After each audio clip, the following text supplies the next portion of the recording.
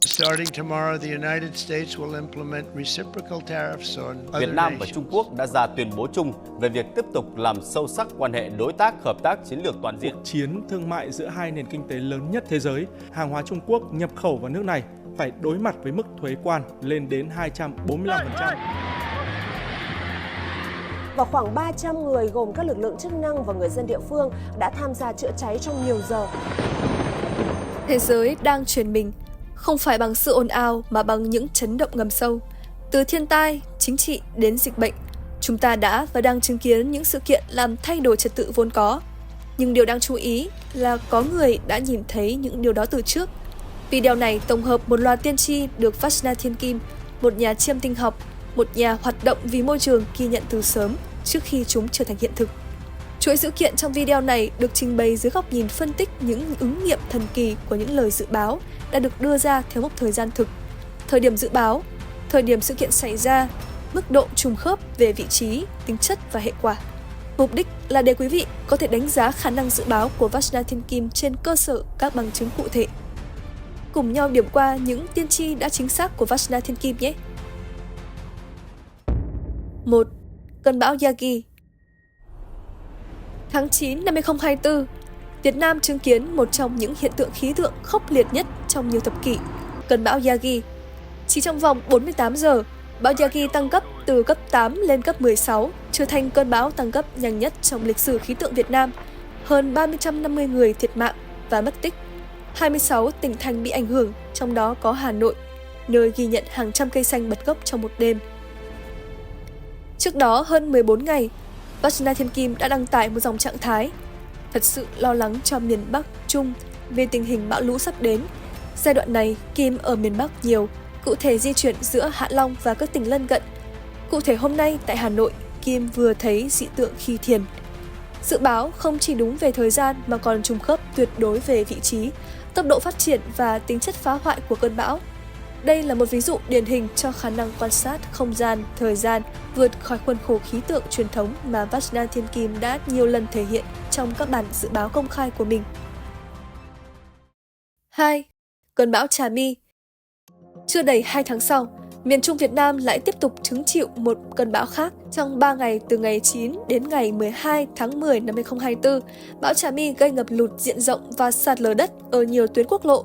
Gần 20.000 nhà dân tại huyện Lệ Thủy, Quảng Bình bị ngập sâu. Các tuyến Ta Luy Dương, Âm bị sạt lở với tổng khối lượng đất đá lên đến hơn 30.000 mét khối. Ngày 12 tháng 9, gần một tháng trước khi bão Trà My đổ bộ, Vajna Thiên Kim viết: Kim quan sát thấy cụ thể tầm đầu tháng 10 năm 2024 đến giữa tháng 10 năm 2024, cơn lốc xoáy năng lượng này sẽ tạo thành cơn bão to đi từ hướng Nam thẳng vào miền Trung, và sau cơn bão to kèm mưa kéo dài này sẽ gây ngập lụt lên đến tận mái nhà. Nó xảy ra ở Quảng Bình và các vùng lân cận trong miền Trung. Cục diện diễn ra rất đáng lo ngại khi toàn bộ mạch giao thông đường bộ bị tắc nghẽn, muốn cứu hộ cũng không có đường nào do sạt lở và ngập lụt gây nên. Lúc này, toàn bộ chỉ biết cầu nguyện và chờ đợi nước lũ rút để tìm cách khắc phục hậu quả. Nhìn thấy tàn cuộc đói rét khắp nơi, rất nhiều người mất. Hình ảnh và diễn biến thực tế của trận lụt tại Lệ Thủy đã phản ánh chính xác những gì được mô tả trong dự báo. Không phải là một tiên đoán mơ hồ mà là một mô tả gần như trực quan về hiện tượng đã và đang xảy ra. 3. Donald Trump tái đắc cử, bước ngoặt chính trị toàn cầu. Ngày 6 tháng 11 năm 2024, Donald Trump chính thức tái đắc cử Tổng thống Hoa Kỳ, đánh dấu sự trở lại của một chính quyền bảo thủ với nhiều chính sách cứng rắn và đảo chiều so với giai đoạn trước đó. Ngay sau chiến thắng, nước Mỹ lần lượt tuyên bố rút khỏi Hiệp định Paris về biến đổi khí hậu, giảm chi tiêu cho Tổ chức Y tế Thế giới và tái kích hoạt nhiều chương trình khai thác nhiên liệu hóa thạch quy mô lớn. Tuy nhiên, điều đặc biệt là gần 6 tháng trước thời điểm này, vào ngày 22 tháng 5 năm 2024, Vajna Thiên Kim đã viết: Ông Trump bước lên các bậc thang và đến trước hiến pháp đặt tay đọc lời tuyên thệ, sau đó phát biểu và cờ mừng dập trời. Lúc này tôi đã biết ông Trump là ai do từng thấy qua báo đài, vì trước đó ông tại vị đã lâu, nhưng thời điểm thấy thì đã hết nhiệm kỳ. Tôi có biết tên người mới lên lúc bấy giờ, tên Biden, nhưng không hề biết mặt. Tôi nói đấy, tôi không hề quan tâm việc chính trường. Và điều đặc biệt là trong năm 2025, Vajna Thiên Kim đã đồng thời công bố trong bài dự báo của mình: ở góc độ kinh tế, năng lượng sao Hỏa nghịch hành và Diêm Vương tinh tác động mạnh mẽ đến thị trường tài chính. Các dự án đầu cơ, đặc biệt liên quan đến bất động sản hoặc hàng hóa có thể gặp thất bại. Các khoản đầu tư được khởi xướng một cách bốc đồng sẽ bị thua lỗ. Năm 2025, sự linh hoạt và chiến lược dài hạn trở nên quan trọng khi các thị trường phải đối mặt với các biến động bất ngờ do thiên tai hoặc khủng hoảng nguồn cung. Ở góc độ kinh tế, ảnh hưởng của sao Hỏa nghịch hành cho thấy sự biến động của thị trường. Rất nhiều người sẽ phải đối diện với tình trạng thất nghiệp bất ngờ do tái cơ cấu và cắt giảm nhân sự hoặc sự cạnh tranh quá lớn dẫn đến bị loại bỏ. Với những gì đang diễn ra về tình hình kinh tế trên thế giới hiện tại, những tiên tri của Vajna Thiên Kim có vẻ đang dần trở thành sự thật. Các quyết sách mới của Tổng thống Trump về thuế đã gây sức ép không nhỏ lên chuỗi cung ứng toàn cầu, đẩy nhiều quốc gia vào thế giằng co giữa lạm phát và suy thoái, ảnh hưởng không ít đến công ăn việc làm của người dân trên khắp thế giới. Đồng thời, việc ưu tiên các ngành công nghiệp truyền thống, khai thác nhiên liệu hóa thạch và rút khỏi các hiệp định khí hậu không chỉ khiến thị trường tài chính trở nên bất ổn mà còn làm sâu sắc thêm sự phân hóa giữa các tầng lớp xã hội. 4. Dịch bệnh đậu mùa khỉ. Năm 2024, Tổ chức Y tế Thế giới và nhiều cơ quan báo chí xác nhận châu Phi ghi nhận hơn 200 đợt bùng phát dịch bệnh, một con số cao kỷ lục so với 166 đợt của năm 2023. Trong đó, đậu mùa khỉ được liệt kê là một trong những dịch bệnh đáng lo ngại nhất, với hơn 1.700 ca tử vong trên toàn cầu, chủ yếu tại các quốc gia châu Phi và khu vực nhiệt đới. Trước sự gia tăng đột biến và khả năng lây lan nhanh của bệnh, WHO đã buộc phải phát đi cảnh báo ở cấp độ toàn cầu, nhấn mạnh nguy cơ dịch lan rộng ngoài vùng đặc hữu, đồng thời kêu gọi các quốc gia tăng cường giám sát và chuẩn bị các biện pháp ứng phó khẩn cấp. Đây cũng là một trong những thông tin đã được Vajna Thiên Kim Sri dự liệu từ trước. Ngày 25 tháng 4 năm 2023, Vajna Thiên Kim đã viết: một buổi thiền sâu thấy hình ảnh và thông tin về một dịch bệnh lạ có thể sẽ xảy ra giống như bệnh thủy đậu nhưng không phải. Mụn nước đỏ li ti mọc khắp toàn thân và gây nóng ngứa từ trong phát ra và có lây lan như dạng nhiễm virus. Những triệu chứng thực tế được WHO công bố sau đó bao gồm phát ban đỏ, mụn nước, sốt cao, tổn thương đa diện rộng, hoàn toàn trùng khớp với mô tả trong tiên tri.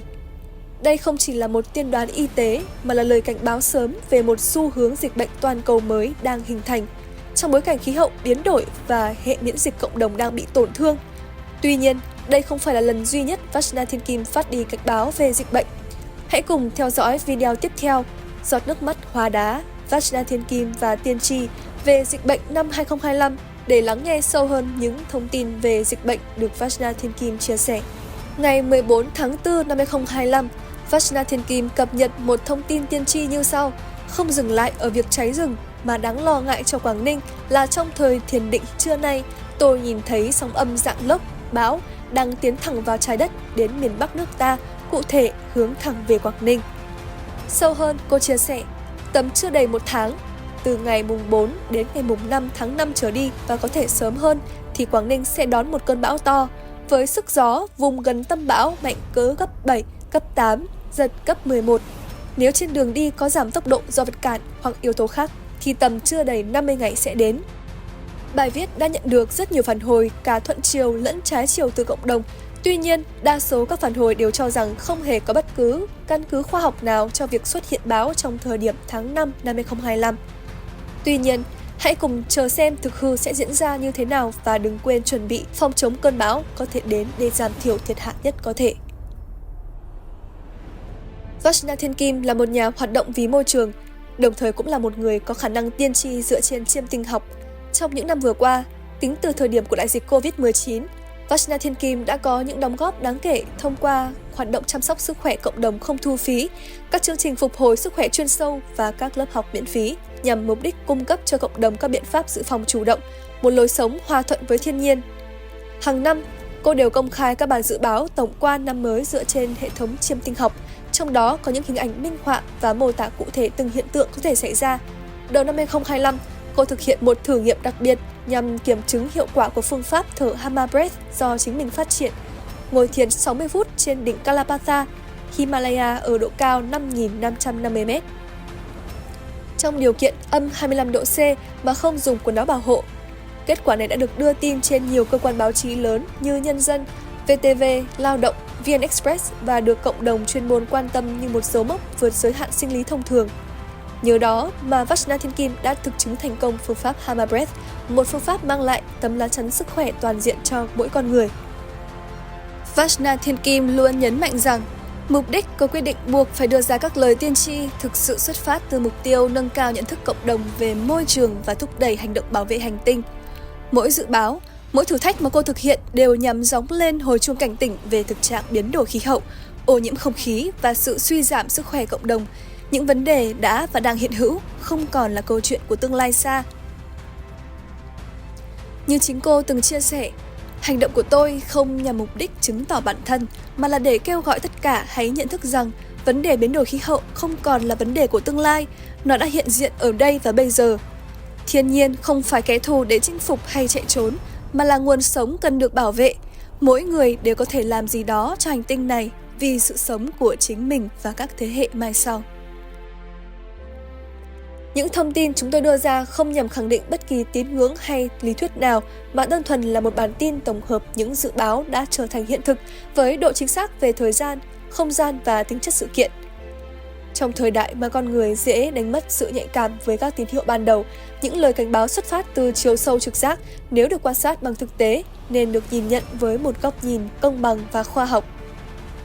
Chúng ta có thể nhìn lại những gì Vajna Thiên Kim đã dự báo, từ thiên tai, dịch bệnh đến biến động chính trị toàn cầu, và đối chiếu chúng với những gì đã thực sự xảy ra. Đó không phải là những phát ngôn cảm tính, mà là chuỗi ghi nhận có hệ thống, được công khai minh bạch từ trước khi sự kiện diễn ra. Nếu những phân tích và quan sát vừa rồi khiến bạn muốn theo dõi thêm, hãy tiếp tục đồng hành cùng Vajna Group. Chúng tôi sẽ liên tục cập nhật những quan sát, dự báo và thông tin mới nhất từ Vajna Thiên Kim với mong muốn mang lại cho cộng đồng một góc nhìn khác, khoa học hơn, sớm hơn và thực tiễn hơn trong việc chuẩn bị cho tương lai. Vajna Group. New vision, new life.